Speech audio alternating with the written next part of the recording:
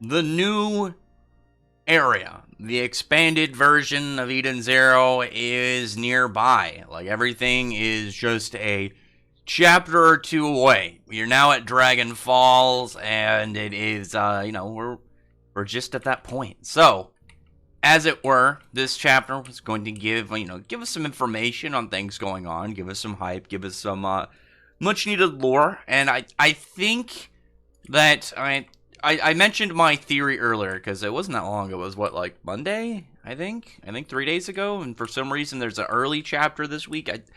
I wonder if there's a holiday in Japan because I know Shonen Jump is on break next week or this week, I guess, and then maybe Shonen Magazine is going to be on break after that, but they wanted to get a chapter out early before that, so I imagine it'd be a really good move to just stagger break for something, unless it's like a major holiday while your competition is currently off. But I don't know. Either way, we got stuff going on. Either way, we got a lot of important things. Well, hinted. I think hinted is much more kind of like towards what we're doing, but. Anyway, this chapter, I think, gave us some much-needed information and stuff on Elsie. I think Elsie is a character that everyone, since the start, has really had a lot of interest in, which, it's funny, because there's, like, the people who actually read Eden Zero, I've always really liked her. She's pretty interesting. I think her design, in ID is really cool. I like this kind of, like, space-conquering piratess, I guess. And then the people who don't read it in Eden Zero, like, always bring up how she looked. It's a similar design as Urza from Fairy Tail, but they do it in a way that it's like, you think that's like, well, maybe people won't notice. Like, they act like Mishima doesn't do it on purpose. Like, he's just, like, being like, oh, maybe they won't notice that it's a similar design. Like, it's almost like it's the entire intention is because, Justice and Elsie, is Urza and Jalal, their roles from early Fairy Tail switched. Whatever, I guess some people just want to be goofy. But I think anybody that's really been partaking in the series has had a lot of interest on Elsie. I feel like a lot of people have. And this one started out pretty casual. She's like, she has all the, well, not all of them, because the androids, I don't think they can bathe. I have to go back and look at some stuff. But you got Rebecca and Homura. I always like the bath scenes with Homura, not from obviously like the lewd standpoint before someone says anything. I always just really like seeing her like try and struggle as she's because we know that she doesn't do well at the high temperatures. I think that's just funny. I think it's just such a very small placed character trait, nothing that's like vital. Maybe there'll be something in the future that like they're on a really hot planet and it'll be hard for her to do stuff or she'll have to overcome it. But I just like seeing like, well, they're casual, just hanging out in the bath, and here she is just looking like she's just having a rough time. But here she is. She wants to challenge Elsie to combat. They're gonna just fight here and there, like right in the bath. And she pulls out her sword, makes her ether sword, and Elsie just completely nopes her, catches her blade with her toes, and completely just sideswipes her, just throws her in the side of the water, takes her sword from her, and wins. Simple. Pretty easy. I mean, did anyone expect any less? Because we now know that she is one of the Erasion States Galactica. I know that was a theory a lot of people had for a while, that she was going to be within this same kind of level as Draken Joe. Just because I think one of the reasons why it made sense is we don't know how long Eden Zero is going to go, but when you have these powerful characters, we have at least one introduced, it would make sense of why Elsie is in that. The only other position I would have seen Elsie is if she's like somebody ranked above the Erasion States Galactica. If there was like someone, like if she was an elite person, the only person in the cosmos that was above them or something. But I'm fine with her being, a member of them, because it just kind of like sets up her position in comparison to like Draken Joe's and what we're going to see with the other four Erasion States Galactica. Plus, it shows them. I like finding them out.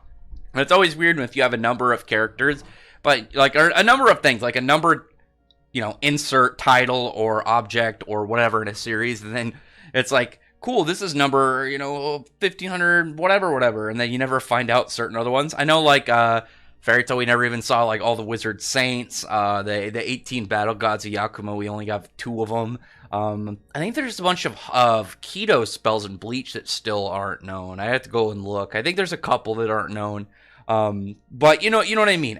I think there's more than a couple, but whatever. You know what I mean? It's like, oh, it would have been weird if we don't have the Arasteon Says like all 6 of them. We only get like 4 or whatever. It would have been a really odd choice to do. It doesn't mean it's gonna hurt the story, but it would be a really weird world aspect, or I guess it's still worlds or story building and world building aspect. If you don't have 6 of them, let's get to just a specific number.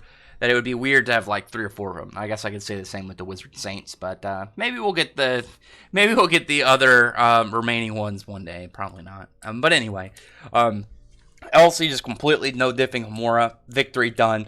I like Shiki hanging out outside of the bath. He's like in the locker room, but it's not done in a comedic way, which I really like how he's there for like a serious matter.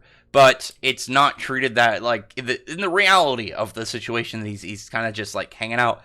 He's got 3 chicks that are just in towels, and he's just like, hey, I want you to tell me about my grandfather. I liked it about Shiki, is that Shiki has almost like a delusion of certain scenarios and stuff going on. Like when he has like this mindset, it's almost like he won't come out of like this idea of something. Like when he wanted to be friends with the people in the Shooting Starlight Guild that were mean to him. I think that it was just kind of seen like, oh, he's trying to be really nice about him, or sometimes when people are making fun of him and he doesn't really realize it, he thinks that they're just being friendly, and it kind of sticks in. And here he wants to get information on his grandfather, and it's not like the situation he's in isn't clicking. It's really just, here's Elsie. I want info from her. There's no other like pieces within the scenario that he's in, the situation he's in. Like he's not thinking about the fact that he's in the girls' locker room. He's not thinking of the fact that they just got out of this bathhouse. He's not thinking of the fact that they're all in towels. He's just thinking, she's right there. I need to know certain things about her. But we're seeing more stuff given out. The fact that she was at one point picked up by the Eden Zero. She knew Shiki when he was a baby. I'm curious to know if she knows where Ziggy picked up Shiki. But the other members of the Shining Stars, I guess 3 of them, because Valkyrie is no longer there, know of they knew Elsie, which is really interesting as well, because we know that their memories were messed with, but seemingly the stuff about Elsie was not. It's still there. So what's going to be the secret reason behind that? And we do get some stuff from her, like she says that when she was a kid, like it was 10 years prior, that's when she was on level with Valkyrie, which obviously really important. I'm wondering if it's in straight level or swordsmanship, because I think we already saw her with a sword at one point. I have to go back and look, but I'm guessing she's going to have straight sword power. But I mean, plus with Homura, fighting her and challenging her, and then clearly seeing some swordsmanship, I think it would make sense. I'd have to go back and look. I'm pretty sure we saw her with a sword when she was first introduced, way back near the start of the series. But there's some other stuff in there, like, when they're talking about, like, what happened between Ziggy leaving with his ship, like, what happened with that. I'm guessing that this is still my guess, is that Ziggy was programmed differently originally. That's why he has this very villain-like design, and then at some point along the way, his program got messed up. He became more nice, more friendly, and peaceful, but he knew at some point his program would return back to normal, and he would go into, return to be like this evil villain-like character. The other thing I can kind of see is that because Elsie's talking about, like, when she went and found his body, that there was, like, ether, like, just emanating from it. It was just small bits radiating out there, and he said at one point, like, something about, like, being under Mother, and I'm wondering, like, was this body, like, taken over by a different program or possessed by something? I don't know. I like the idea that at some point his, like, programming got messed up. He kind of developed a different personality, became much more human, and then it was, like, this worry about returning to the way he was initially designed, that he would return to being evil, and then that would make sense of why he would want to bring Shiki there, and then eventually get him off the planet. We don't know what exactly it is with Pino, but there's definitely some stuff and components to it that I think hold a really strong mystery, and I do really like that about Mishima. He's really good at laying some of these, like, very, very defining mysteries in the series, with it still being able to develop like theories and everything around that. I remember way back in Fairy Tail's well, not early days. It was, still around that some of the earlier areas like Grand Magic Games and Sirius Island, that I was wondering, because there was the stuff with Acnologia being compared with the Apocalypse, and Zareth, Zareth being this unaging, immortal, like death radiating wizard. I was always wondering, like, maybe, and because there was the part where he, like, in quotes, like, kind of like how they called upon Acnologia. It's like, well, maybe like Zareth is like a wizard 4 horsemen, and he's one of them. And it's really interesting, because it was back then I was like, okay, he beat death, but in reality he'd probably be famine, because he's themed black, and kind of like the whole thing with balance between his value in life and death would make sense, because Famine's tool was the scale, and it rode the black horse. And then we got like stuff with the White Witch later, which obviously the white theme writer being Conquest, that making sense with her powers and whatnot, are irrelevant to this. But it was like theories and stuff we can work out. That's what I really like. That's the thing that I've been actually really enjoying about the last couple chapters of Eden Zero. Like the series has been really fun. I like all the really crazy space stuff. You don't get a lot of like big battle space series that aren't like more Gundam-esque, and especially in shonen. And like, we've had stuff like, we've had some space series, but nothing like this. And the only other one was going to be like Samurai 8, but unfortunately Samurai 8 got canceled. But I really enjoy it when you have a series that you can start to form theories and ideas around, and not just like, oh, I think like people are like, oh, I hope one day Shiki gets a black hole power. I'm still hoping for a wormhole instead. But stuff like that, where it's just like power level stuff, or like, oh, I think that one day the Jin is going to join the crew, or something around that. Which obviously I do want Jin to join the crew, but stuff where it's more story driven, but while you have evidence towards it, not just a wild guess, but where you're like, oh, I have these pieces of the story that I can stitch together and figure out like an idea of where I think the plot's going to go. I do really like that. That's one of the more fun things about reviewing series, I think, personally. Not just as much as, oh yeah, let's talk about this thing that's coming up. It's that kind of, not headcanon, but kind of like the tinfoil hat. You're just trying to piece together certain aspects of the story, and trying really hard to figure out what's to come. And I just think that's a lot of fun. I feel like a lot of people that, they get really invested in a series have that same kind of mindset, is they really like trying to figure stuff out. Not from the standpoint of just being like, oh, cool, I was right. But like, I paid enough attention, I did enough research, I noticed these things within the story, and I was able to formulate this idea based off of those things to kind of like make a correct call. I do really like that. But after that point, like, Elsie leaves. We're finding out more like, okay, they're heading to Dragon Falls, and Elsie is trying to follow in what Ziggy was doing. Obviously, he's trying to do something with Mother, trying to help him, or trying to locate him, but also she says she wants to stop him.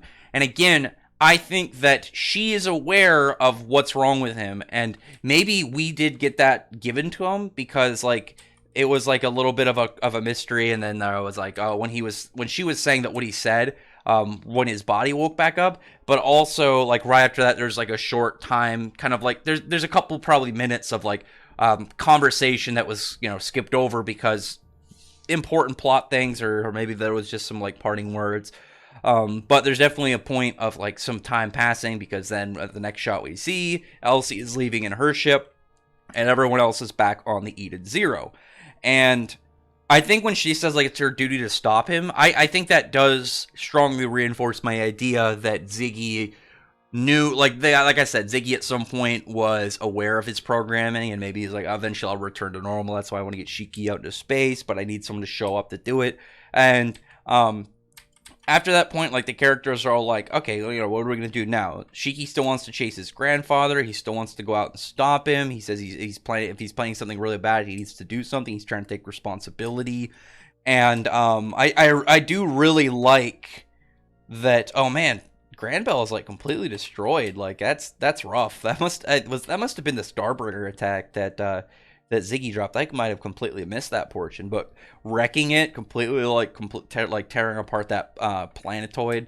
And I really liked this panel. This is the panel I think I like the most out of this chapter. Not just because it's like, oh cool, it's like, you know, this badass space background, Shiki doing stuff. I like that Shiki's taking charge. I really like that, because the difference between one thing that's a big difference between like Haru, Natsu, and Shiki in terms of like their position in the cast is, in Rave Master, Haru was kind of the leader, but it was never really emphasized too much that he was the leader. Natsu was never the leader of his group. It was always more pushed that Urza was kind of the leader, because she was an authoritative figure. She has that older sister kind of position to her, as well as like Natsu's not much of a leader. He's more of like their champion than their leader. And the difference here, Shiki is the captain, and Shiki's not just like, oh yeah, I'm the main character, I'm the head of the group. He is the captain of the ship, and he has to take charge as well as lead them. That is a big difference between Haru, Natsu, and Shiki in their positions. Like I said, Haru was kind of the leader. He was kind of the leader, but he never was like the big, hey guys, I'm in charge. I gotta step up. I gotta, put everyone towards the right direction for this to go. Natsu was not the leader. That was never his position. Whereas Shiki is the straight captain of the Eden Zero, and this is his job. So gonna be a lot of fun. I really liked it when he's like talking about like, okay, if we ever run across, my grandfather again, if we have to, we'll kick his ass. I like that a lot. He's not backing down. He's ready for this to happen. I think that if he ran into him, he would want to kind of just like, in his head, the idea of beating him to the point where he can't really fight back and then try and figure out information about him. I like that different approach for Shiki. So next chapter, we're going to be seeing them go through Gravity Falls. Isn't that a TV show? But Dragon Falls. And we're going to see what exactly makes it really dangerous. I'm hoping it's not as much like, oh, there's a powerful dragon there. I like the visual of it. I'm hoping it's more the fact that there is just a ton of them. And it's like the navigation of it is hard to get through. Like you're gonna have all these dragons like either running into you or shooting beams and attacks at you. I think that would be much more interesting, where it's not as much like, oh yeah, they're absurdly powerful, but it's just like it's so difficult to try and get by without getting lit up or just completely like hit piece by piece by piece, each one doing a bit of damage and taking a little bit more time on you. But anyway, other than that, comment below, thumbs up the video, from the like button, subscribe button, and check out my other videos. But other than that, I appreciate everyone who's already subscribed, and I thank you all for listening. Bye.